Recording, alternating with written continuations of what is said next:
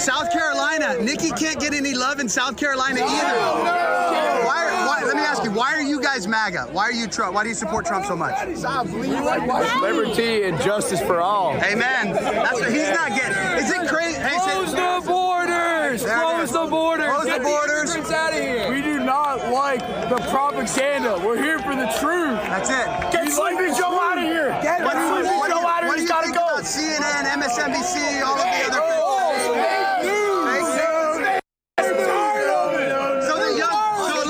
a lot of people think the country's gone, that the next generation, your generation, isn't smart, is all brain dead. What do you tell them? I'll tell you what. There's a lot of propaganda going on. There's only real people out here that understand the real media. Yeah. We understand the truth. We like people that are truthful. Right, so no.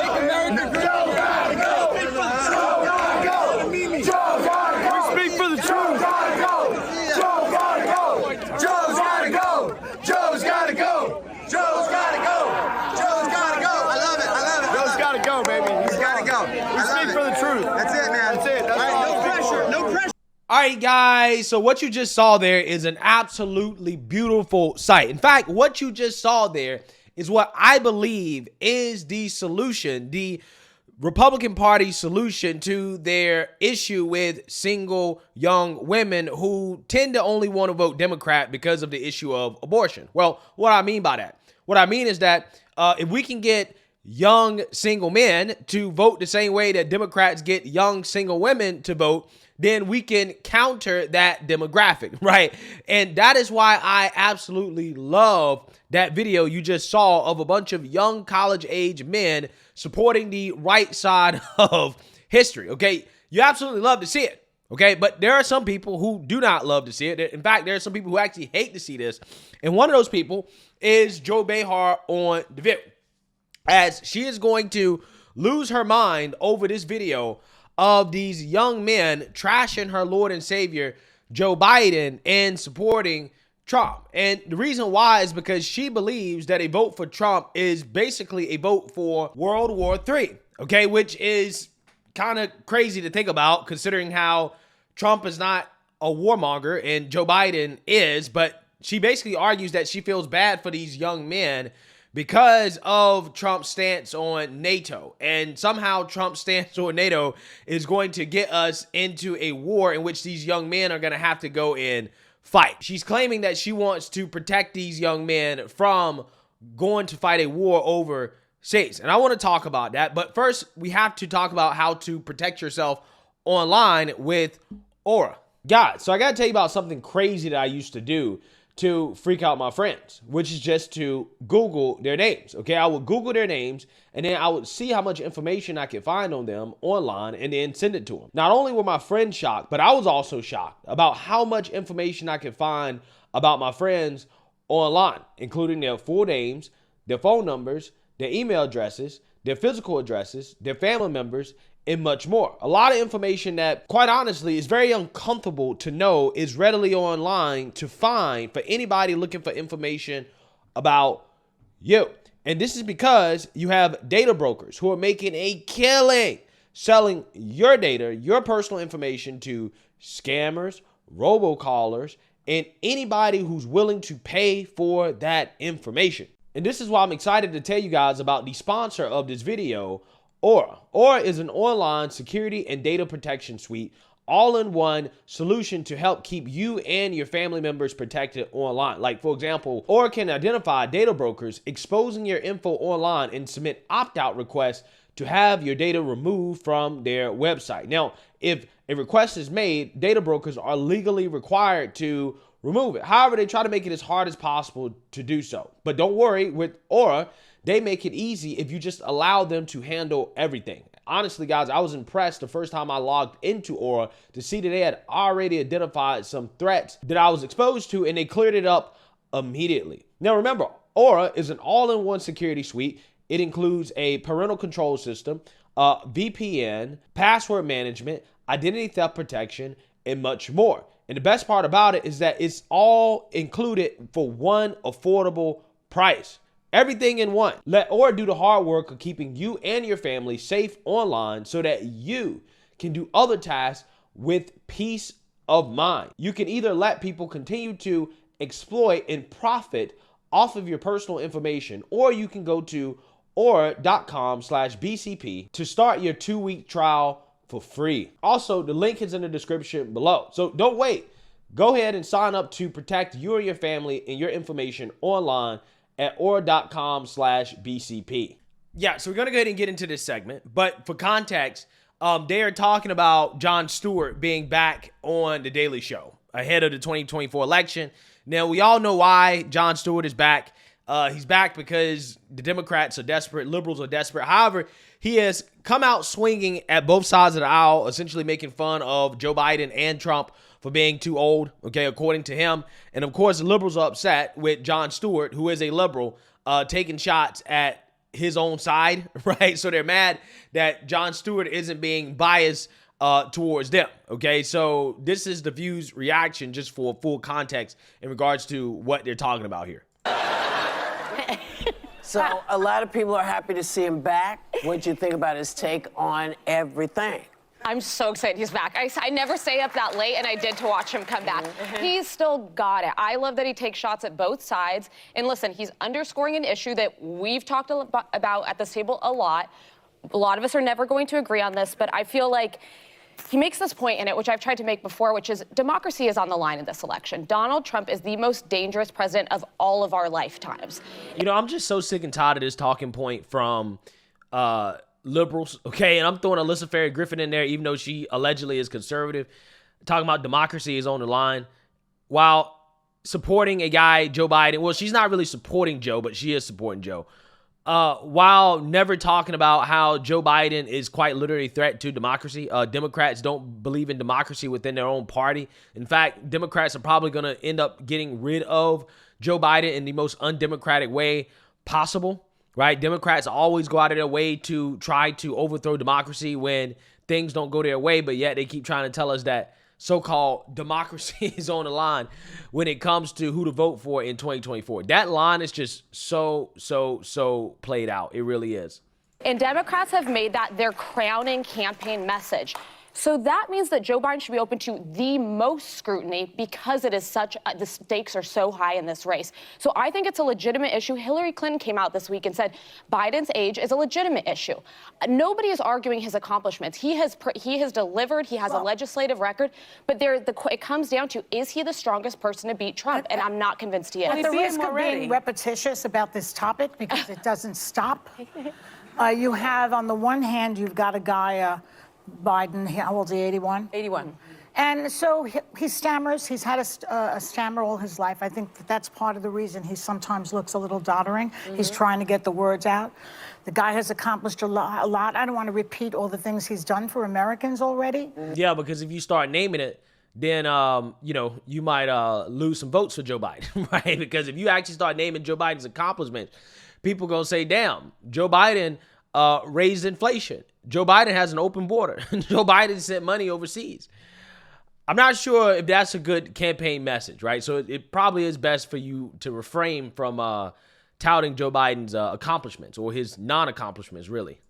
On the other hand, you basically have a 77-year-old criminal who only cares about getting out of jail, okay? And I wasn't here yesterday because all weekend I was ruminating about what he said about getting us out of NATO. I don't think that people understand what that means. You know, I saw this video of all these young MAGA guys celebrating Trump and well, you know what? You guys will be draft age. You want to start up with the Russians going into Ukraine and then to Crimea and then to Poland. What's next? France, Germany, Italy? You think Americans are not going to be involved in that kind of a war? That's what you're looking at with this guy. You know, I mean, I hate to bring up Hitler, but before Hitler became powerful, he stuck his little toe in. And the Brits and the Americans, everybody appeased him and said, he's not going to get worse. And then they gave over the Sudetenland to him. And then the next thing you know, he's invading Poland. And then he's occupying France. And then he gets Mussolini on his side. This is what Putin is going to do. It's very, very urgent that we not elect this man. It's not just about us. It's not about just the economy. It's about the world's geopolitical issue. Well, that's precisely my point. Wow. Amazing stuff. So she said a whole bunch of really nonsense in her little rant where she is supposedly concerned about these young boys being sent overseas to fight a war, right? Basically saying, well, if you support Trump, then you are basically signing up to fight a war. When under the Trump administration, we did not have any new wars. In fact, we had more peace than we've had in a long time. I would actually argue that if Trump was still in office, Putin would not have invaded Ukraine because under Trump, it is the first time that Putin did not invade a new country. Well, I wonder why, right? Because he invaded a country under Obama, he invaded a country under Biden, and he invaded a country under Bush, right? But under Trump, Putin said, I'm not going to invade any countries, right? Oh, wait, I wonder how that works, right? I wonder why. Maybe it's because he knows that Trump is somebody that he doesn't want to play around with, okay? That we had peace through strength through Trump. So again, I would argue that a lot of the conflicts that we're involved in that are escalating around the world right now would not be happening if Trump was in office. So I actually think that if you're a young man and you want to vote and you don't want to get drafted and go sent off to war, then you're probably better off vote for Trump, right?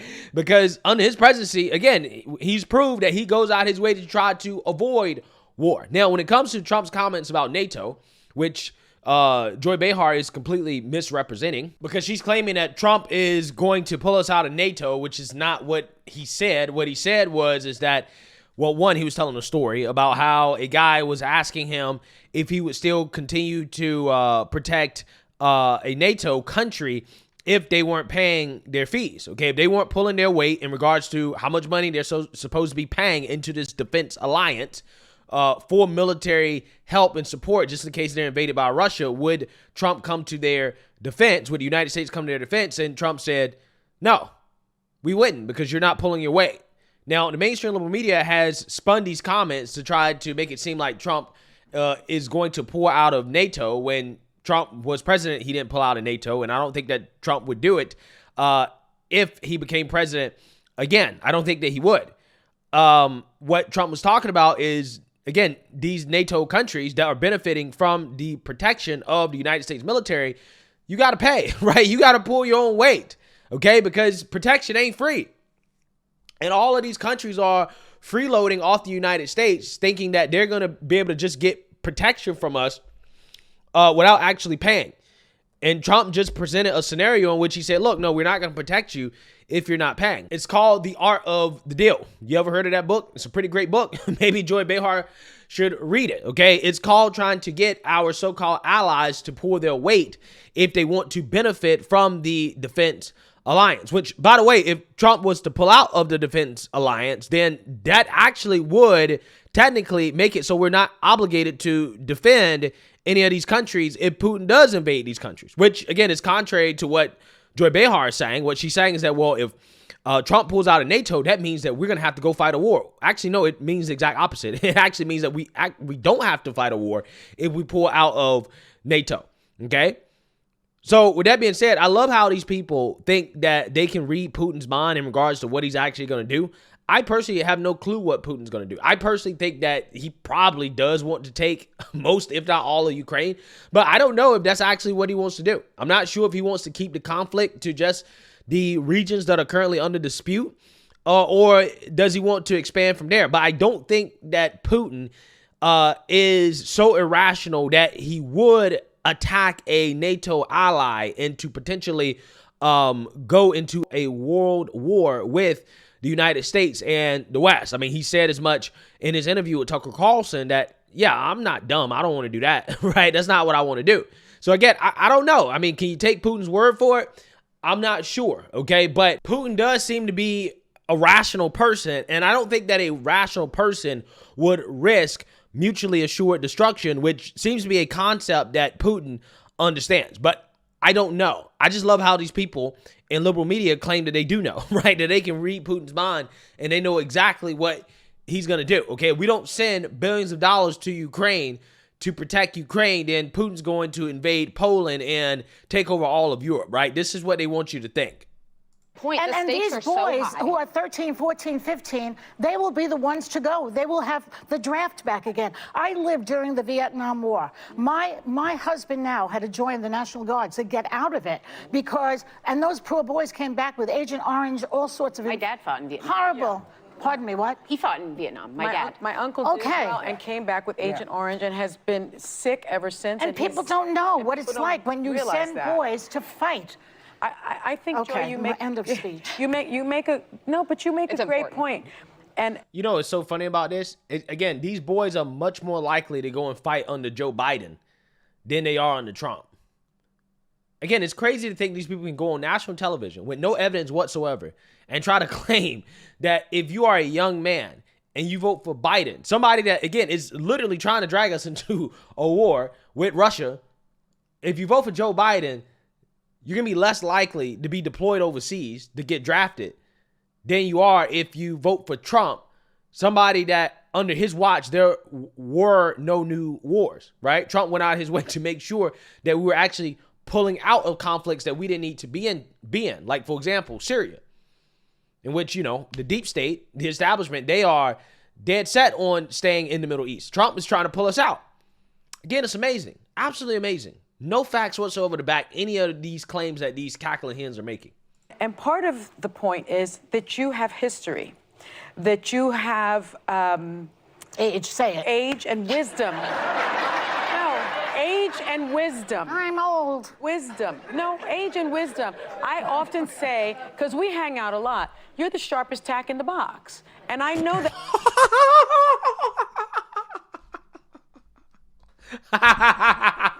Whoa. Joy Behar is the sharpest tack in the box. Wow. In Sonny's group of friends, then she must be hanging out with some dummies, right? If Joy Behar is the smartest person in the group, she must be hanging out with dummies, okay? I mean, it tells you everything you need to know about who these people surround themselves with on a daily basis, which can explain why they're so ignorant, right, on a daily basis, okay? Because they surround themselves with ignorance. That to be true. I know that to be true. And I think what's so Even Joy Behar know that's not true. I mean, just the look on her face, she knows that's not true.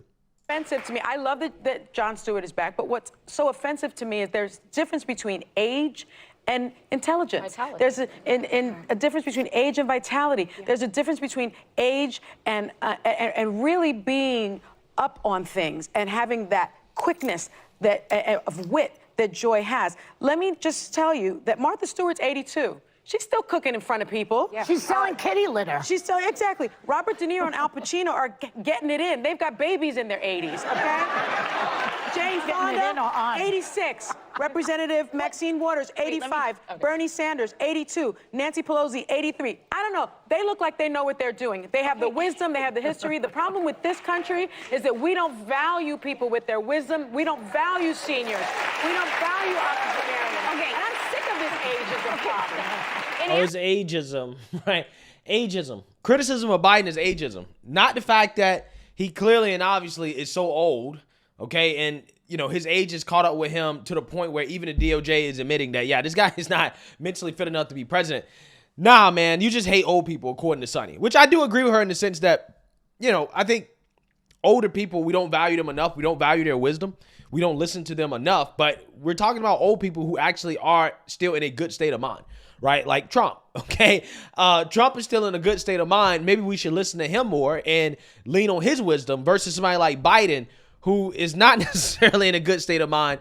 He's old. He may got some wisdom, but he doesn't seem to necessarily be making great decisions with all the wisdom that he allegedly has. I think that that's the real difference. But hey, let me know what you guys think. Make sure you like, comment, and subscribe. Most importantly, share a Black conservative perspective. Peace.